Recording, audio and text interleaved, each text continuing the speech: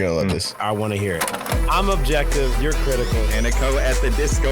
He's positive. Join the Mixtape 615. Today? Tomorrow? Yesterday? It is the dopest supporter group in all of Nashville. Forever. Testing, 1, 2, 3. This is Mixtape 615 podcast, baby, and this is the place to be. If you are a Nashville Soccer Club fan in the offseason of one of the best MLS playoffs, I don't care what you say, it's been unpredictable, but we are on the outside looking in right now. It's all right. Hold up with us. Hold up with us. We'll tell you what's going on with them boys in gold. I invite you to lock in with us real quick. It's your boy, Tunji, aka Young Turtle, D Soccer Face, SF Doom, the DR Kid, affectionately known as Steam Poppy. And once again, it's the off season, so I'm gonna just cut the AKAs there. You'll get the full thing when the season's. You'll get the full AKAs when the season is back on. Because I have to retool the AKAs now. I have to figure out, kind of like what Nashville SC is doing right now. But we'll get into that. Can you tell them who you are? I can, but I'm a little taken back. It's like Nashville SC is struggling with their identity. So is Tunji. So we'll see. I'm retooling. I'm retooling. Retooling your identity. Okay. Well, I am Austin, aka Wild Man. I'm gonna stick with mine because I know who I am. I am Ginger Snap, aka the Fumbling Dublin, aka Chicky Parm, aka Red Beard, and I have I've now relinquished my duties as head coach of the U8 soccer team. We won our last match 11-2. What's up? Nice. There we go. Nice. All right, Logan, tell me who you are. Mercy roll. Yeah. Well, this is Logan, guys. This is Beer Main. You guys know me, aka the artist formerly known as Coach Carson. So this is Manga Main. I am here ready to go. We are here ready to go. This is the Mixtape 615 podcast, brought to you by the Mixtape 615 supporter group, the dopest supporter group in all of Nashville and all of soccer and all the world. And you guys know you guys want to jump in with us. Go to mixtape615.com. That is mixtape615.com. Jump in and run it with us during this offseason. Guys, from PSG and Bayern barely making it by them to going out of the soccer world a little bit. John Morant making his return with a solid. Of course, you wouldn't talk about Arsenal. A solid showing, and Liverpool still being on top, but it's fine. A solid showing from that. That guy, I see you skipped right over my team. Oh, of course. You skipped over the great news about Arsenal. That's fine. We can talk about Liverpool. In fact, you know what the best news to come out of the European, the EPL in general, English Premier League, is the fact that Manchester United's coach sounds like Gru from Despicable Me. And if you have not listened to him and just imagined Gru talking about soccer, it is the funniest thing in the world. Go in, watch videos of him like in coaching and practice. It is the funniest thing in the world. He sounds extremely like Gru. So yeah, I'm not gonna guys. There's a lot of soccer news out there, but we do want to focus in with our Nashville SC boys in gold because we have a special guest, a semi-regular guest, if you will, ready to go. We've got our boy Shea. Shea, introduce yourself to those who have not. Thank you guys for having me back. It's Soma Toast, your favorite agent. I keep it short with the nicknames, but at least I'm not allegedly. So looking forward to the season wrap up and 2025 discussion. Let's go, guys.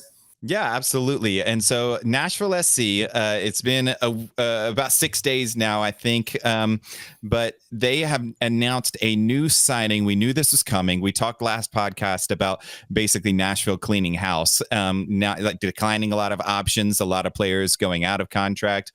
We noticed a lot of those players were in the midfield. So we've got Edvard Tagseth coming in. He's a midfielder. He is Norwegian, and he's actually coming from Rosenborg, and so with this addition, he, from what I can tell, being not an avid viewer of Norwegian soccer, what I can tell, he is another two-way midfielder similar to what we acquired with Patrick Jesbek, who is also from that league. So I'm interested to see how this is going to play out. Tunji, with another addition from the Norwegian league, from what I saw, the small sample portion that we got of Patrick Yazbek seemed to look pretty good. Does this excite you? I know there's not a lot of information on this player, but just, the small sample size we had on Yazbek, what are your feelings? I mean, I think it just gives you like a kind of like a real insight into basically how Mike Jacobs wants to build this team now that I guess, you can say he got Gary out of the way. I think a lot of us maybe, I don't know. It's not like what I wanted or it was almost that I kind of expected him to look more South America, but like with the addition of Yazbek, Sam Surridge, and now Tagseth, like I can tell, it's like, okay, you're trying to build like some sort of European core style of football here. So, it's the other thing about Eddie, or I guess that's what Mike Jacob calls him. They're that familiar. He says Eddie provides a needed role in our midfield as a ball progressor and chance creator. His ability to fight and compete on both sides of the ball has been a calling card for him. Like they've actually, have they ever added someone who feels like they're in like this much of their like or about to hit their prime, like right in their stride, Yeah, I mean, it could be because he's also, we think back. I like referring back to the Jacob Schaffelberg edition that we had because it was like right before he took off. I'm hopeful that this could be another one like that because this player also has played for Norway in their U15, I think all the way through the U20 teams. He's actually had 44 appearances and has accumulated 9 goals in that stance. So hopefully this could be another sign that, young player about to hit his stride, about to get into it. And so that is hopeful. Logan, I know you're excited about this because he comes from the Liverpool FC Academy. So back in 2017, 2019, he was age 14 coming in through there. What are your thoughts on adding a Liverpool player, being a Liverpool fan? Start him now. No, but in all seriousness, we're bringing him in as a starter to be there next to, and to run that core mid with, Patrick Yazbek. Patrick Yazbek being from Liverpool, Australia. Eddie Liverpool, Australia. I know, but still, Eddie coming through the Liverpool Academy. I'm really happy that we've got it seems like some real strength that we're building there. This is the first person that we've seen come in that I'm like, okay, I think this could be actually good. And it's not just because he played for Liverpool. I mean, look at this last year alone. According to Nashville SC's player profile on him, he had 6 goals this last year with 4 assists in 26 appearances. Now, according to, if you Google him, if you look it up, his overall appearances in the league itself with Rosenborg, he had 24 appearances, 4 goals, 3 assists. But I think there are probably 2 that he had in Europa or something else with the team that he definitely scored, gave assists on.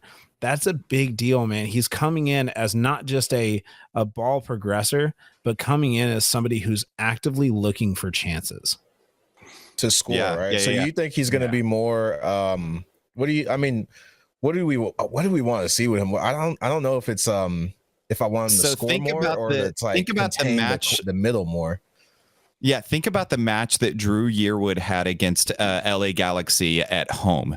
Drew Yearwood had that great goal, but he also shored up the midfield defensively. That's what I'm hoping and expecting this guy to add. He's that two-way forward where he can create, but he's also not giving up a lot on the defensive side. He knows how to get back. We saw that a lot with Patrick Yazbek.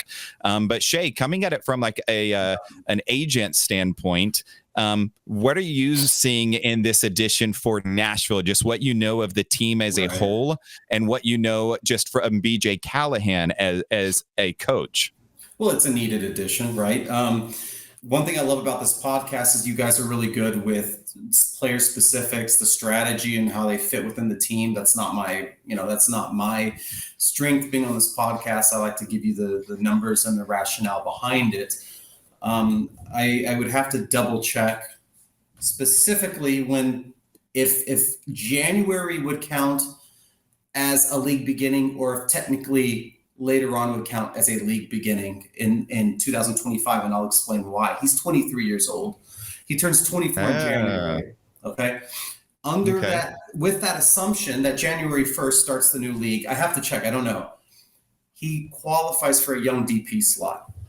Barely by 3 weeks. Not the U22 slot, right? No, it's young DP is different than a U22 initiative. Got it. There's a slight differentiation between how the budget hits 150, 200, whatever. Nonetheless, so you can see the rationale behind why Nashville made this decision. You know, Callaghan's been working with players, not only national team players, but youth players, and coming from Philadelphia or whatever. So that makes a lot of sense. They're Nashville doing what they do. They make the most of their roster flexibility in this case. And that's the first thing I was asking myself is, how do they fit him under the roster? Is he a TAM player? Meaning, is he has a budget buy down? What are we looking at? And it's likely in this case a young DP. Correct me if I'm wrong, if anybody listening knows that. Second is he's a free player. He's free. Free transfer. Yep. You pay a transfer, it affects the budget. If you could, a minimum, let's say the senior minimum is around $100,000. Let's just say a player decides to take $100,000 for that year, no agent fees, but the transfer fee is $1.7 million. I think the DP threshold is going to be 1.7, 1.8 next year. That would, even though he's only making $100,000, that 1.7 million transfer fee would go together, and that would qualify him as a DP. So my point being that having no transfer fees is huge for budget flexibility in this case, because he's able to qualify. He's able to actually now, and this is just in general, but without having these extra fees in place, it's able to significantly qualify him as young DP, or other DP players can avoid that status. So what you've seen here is Nashville being able to work the rules to their advantage. And I'm sure when they saw this, hey, we got a kid that can be a young DP and he's free, European nationality, national team experience, it's a no-brainer.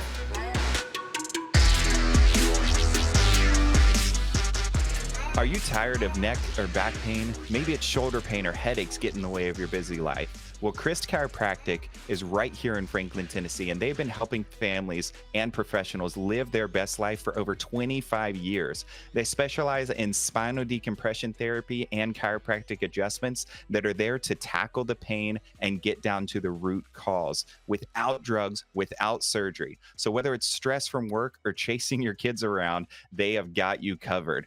Visit ChristChiropractic.com. That's CRIST chiropractic.com to schedule your appointment and take the first step toward living a pain-free life.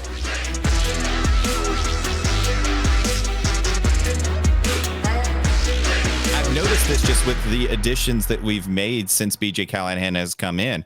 The 3 additions being international players. I know that Jonathan Perez is listed as a homegrown player with LA Galaxy. However, he was a Mexican international player as well. So you're looking at BJ Callaghan coming from an international coaching stance with the U.S. men's national team. Now, with that, he's looking at these players who are playing for their national teams. From what it seems, you've got Patrick Gazbek, who's been called up for Australia multiple times. You've got now Tagseth, who's been called up for Norway multiple times. I know it was the U20 teams, but still. And then you've also got Jonathan Perez, who was playing for, I think it was the U20 team or U17. And Mexico. Exactly. Yeah. And so you're seeing players who he's bringing in who are playing at these levels. Is that something that we should look ahead to, that BJ Callaghan might be doing more of? Or is this just happenstance, just coincidence of the players that he wanted to add? Let me just speak to that real quick before Tunji hops in. Nashville doesn't have the money to compete, right, with the LA Galaxies, that LAFCs that have the luxury of not injecting youth into the squad. So I think what we're seeing here is BJ making the most of a rather limited budget and being able to inject youth into a squad that badly needed it. And well, we say a limited budget, but we talked actually, I don't know if you saw this come out, but a couple pods ago, it was released of the 2024 salaries and budgets that were spent. Nashville was 4th or 5th in the league in most the spending. But keep in mind that what we see is not always what's properly reported. So with budget buy downs and things like that, also you have to remember that with DP spends, it comes out of the president's pocket once you go above. That's why you can see the Messis and the Busquets sign. It's because that extra money that Nashville's owner's not going to spend, Miami's owner will spend. You'll start to see a significant difference on top heavy clubs like that can spend, whereas Nashville has to be really good with how they manage the bottom of their roster, whereas Inter Miami can get away with it because they're so top heavy. Man, I'm so glad you said that, because every time I think about us like spending money and like, and I think, well, we had, we were right below LA Galaxy. LA Galaxy was at 21.96 million. We were at 21.86. Then you have 22.08 LAFC, and then you have 31.81 Toronto, which we saw how they did, and then you have 41.7 with Inter Miami. This is just like the quick Google stats, right? But I remember this is the numbers we were looking at. But, alone, so. Exactly, yeah. But these were the numbers we were looking at, forgetting that, like, you're right. Like, some of these teams are the owner is stepping in and like divvying up and paying. Yeah. You're saying that they're paying it down, so we don't see the actual numbers. Well, or the payroll numbers, or the budget max last year was like between 650 and 700. Technically, every non-DP player has to be technically at 650 or below, but I mean, if you're earning $1 million, you can use those TAM and GAM allocation monies to buy it down. And again, the other thing is once you go above the DP threshold, that money comes out of the president's pocket. It doesn't come out of the league's pocket. So whereas Nashville might spend, poorer clubs will only spend slightly above that threshold. You got Miami, who's paying Messi more than an entire roster of a lower league team, for example. Yeah. So we're going to talk in our next segment here coming up. But real quick before we end this one, with Edvard Tagseth, or Eddie, as he's being called, with him coming in, is this, something that we should expect to see more of coming up? I know free agency starts here in a few weeks. Are these like lower players, not really the big name talent, or not, maybe not big name talent, big name player, rather, coming into Nashville, because that's not really what Nashville is known for. I mean, I think it's exactly what Shea was saying. Like, one thing, like, if you can identify talent young like this, like they done apparently with Patrick Yazbek, like when he played, he was impressive. Eddie, like from what we can see, has good numbers. Like if the question was, are we excited? I think all of us should be excited.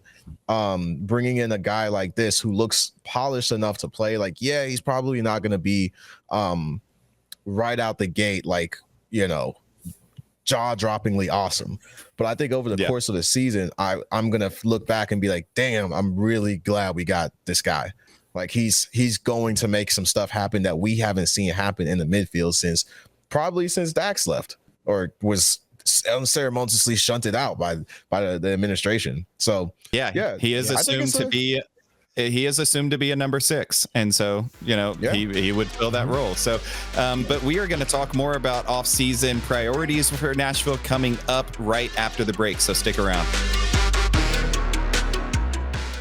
Hey, Nashville SC fans, if you are in love with this team right here, the boys in gold, it's time to take that fandom to the next level. That is right. So you want to head over to mixtape615.com and lock in your 2025 season membership early. It is the best way to stay connected with all things Nashville SC and beyond. I mean, why wait? Members get exclusive access to the latest news, behind-the-scenes updates, and everything happening this offseason. And with the big announcements on the horizon, you won't want to miss a beat, whether it's trades, signings, match day insights. We've got you covered. So what are you waiting for? Visit mixtape615.com right now. Lock in your membership and stay ahead of the game.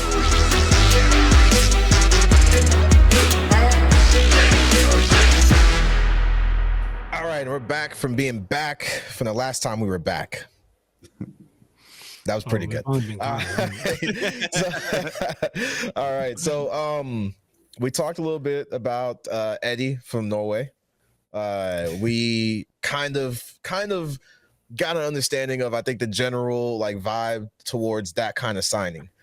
What else is it that Nashville SC, I guess I'll just throw Ian Air in there too, like the Mike Jacobs. I'm gonna just throw everyone in the mix here. What is it, right? What's the like? Is there? I know that there's multiple spots. Where do we start? Like, or I guess where do we go from here? We've got another guy in the midfield. He looks like he could possibly be like a pretty good percentage, or like possibility that he's gonna turn out okay. Where else do we go? Logan, you want to take this one? I mean, we still need midfield. We let 4 or 5 guys that we saw, starting this last year in the midfield go. Where does that leave us? Like, who do we? I mean, who do we have left?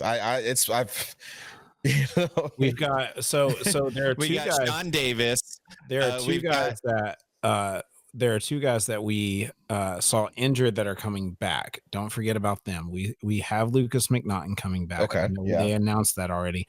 But a guy who we still have under contract is Tyler Boyd. Mm-hmm. Yep. He got injured kind of semi-late in the season and early and midway. Yeah, he was injured throughout the season. Like midway, yeah. He was injured throughout the season. So we have we have guys that are injured, but like it will be okay. But as far as midfield goes, I mean, we've got Schaffelberg, who's technically a midfielder who plays that kind of false forward. We have now we have Patrick Yesbeck. We've got Eddie. Yeah, we need midfield still. So we don't really have a lot there. We still got our forwards. We're doing okay as far as defense. We really just need to bulk up the mid. Yeah, we're fine on wingers. We're fine on wingers right now. We really need, I don't think that Sean Davis is the answer for defensive mid. I really don't. I think that we need help with our defensive midfielders. I mean, Sean Davis was healthy through most of the season. And how much did we actually see him play this year? We didn't see as much of him as we have in years past. So I don't know if that's telling of his form, if he's just getting older and can't play as many minutes, but he's not that old yet. And so I think really we look at that defensive mid and then somebody to back up Hani, because Hani, we kind of play, we more play that, we're not really playing like Hani in the midfield. We're playing him as that attack. And so we play like a 4-4-2 or something like that. But we need somebody to shore up the midfield defensively and kind of that attacking mid playing behind Hani in the center as well. But center mid is where we need to look. We still... Yeah, go ahead. A lot of things will come up in the next couple of weeks. I was discussing with Austin off screen regarding, free agent waiver wire that will come up, where we don't know every player that's going to be a free agent yet. We don't know which options yet. We have all that to figure out. We have the draft upcoming, and let's not forget that Nashville's a serial international spot trader when it comes to the draft. There's a lot of things that is pure speculation at this point. Not to mention is we have no clue who they're talking to sell players. We don't know. There might be these players with 1 year left on their contract that maybe they don't see as a big contributor. They might just sell. We're going to see trades upcoming. So we can only purely speculate at this point. I absolutely think they're going to get striker depth. I do. They need more goal scoring. We saw that last year. I expect their defense to be better, but we have to see Hani's numbers improve. They're going to build that around him. I think we're going to see a lot of upgrades that we might not even be discussing here today.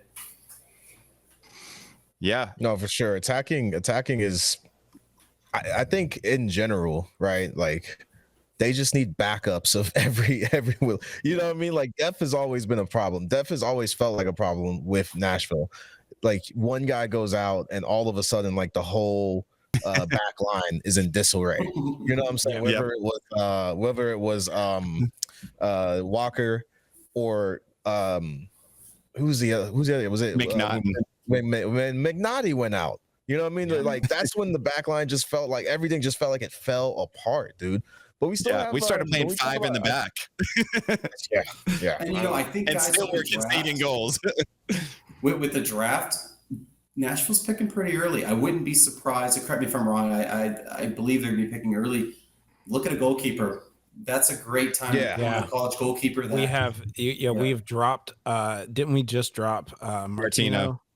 So yeah, we did. Willis is old, and now's a perfect time to bring in, like Minnesota had in the past with St. Clair, other guys where you can pick, the top 15. There's going to be a couple goalkeepers there. Where do we want to look for goalkeepers, Shea?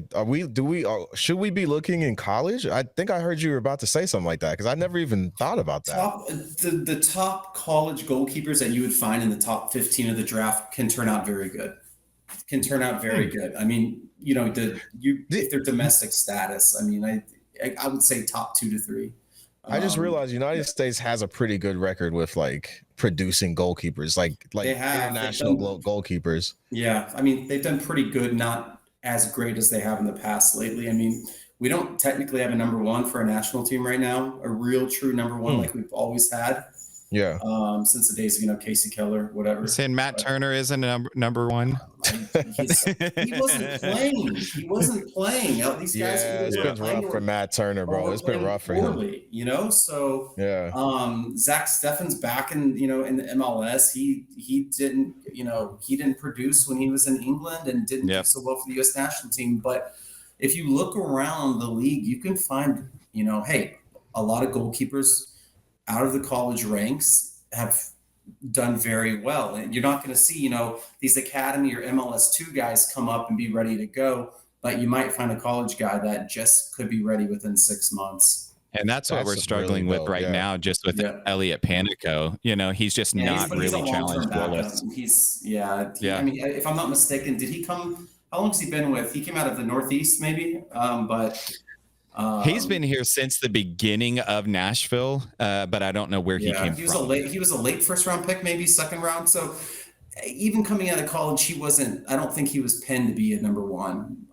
So I think if Nashville, if they're serious, they might take a look. But you get a cheap player that has a potential to step in immediately and make a difference. I mean, there's a guy who's 6'5", weighing in at 240 as a senior out of Asheville, North Carolina, who plays for Princeton.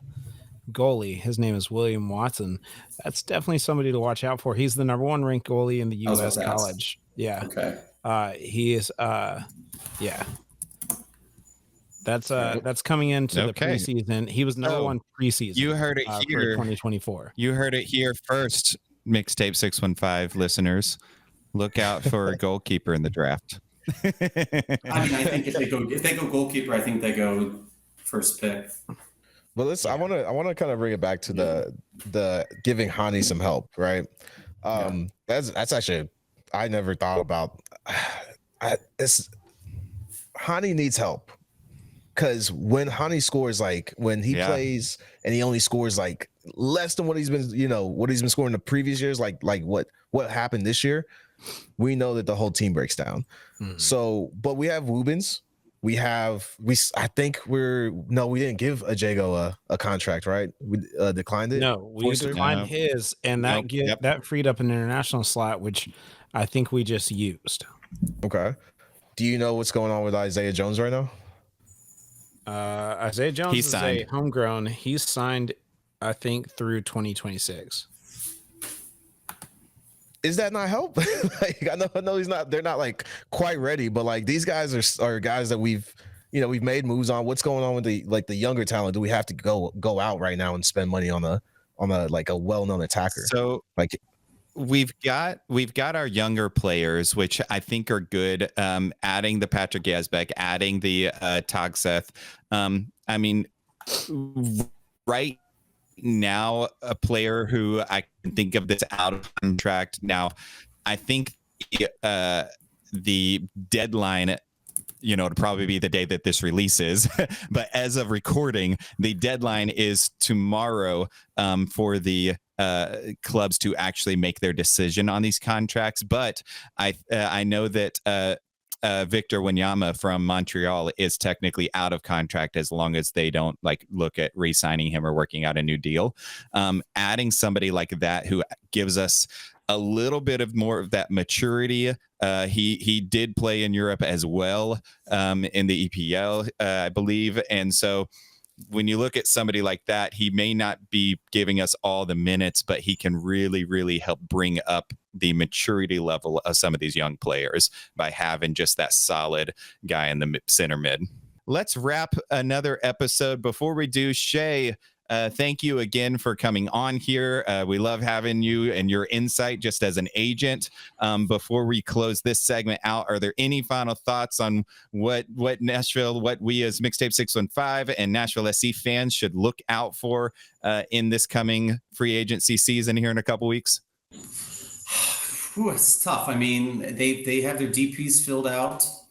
It looks like they've spent a chunk of their allocation money on some recent signings.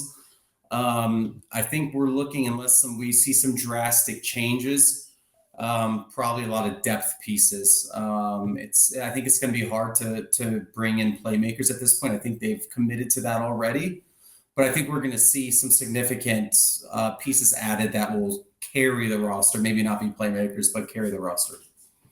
Gotcha. Well, hopefully that's something that we can look forward to, and playing Moneyball.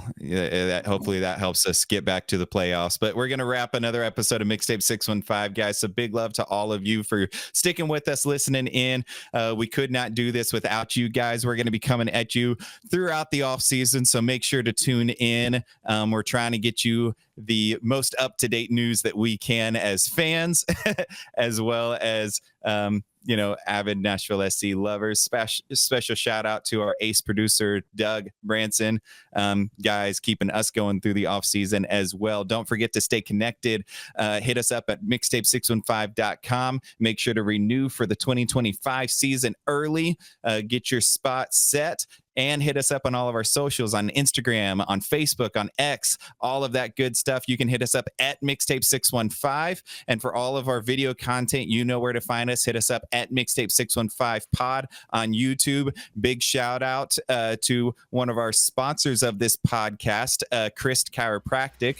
They are located in Franklin, Tennessee, in the Cool Springs area. So for all of your chiropractic needs, hit them up at christchiropractic.com. But guys, keep it real.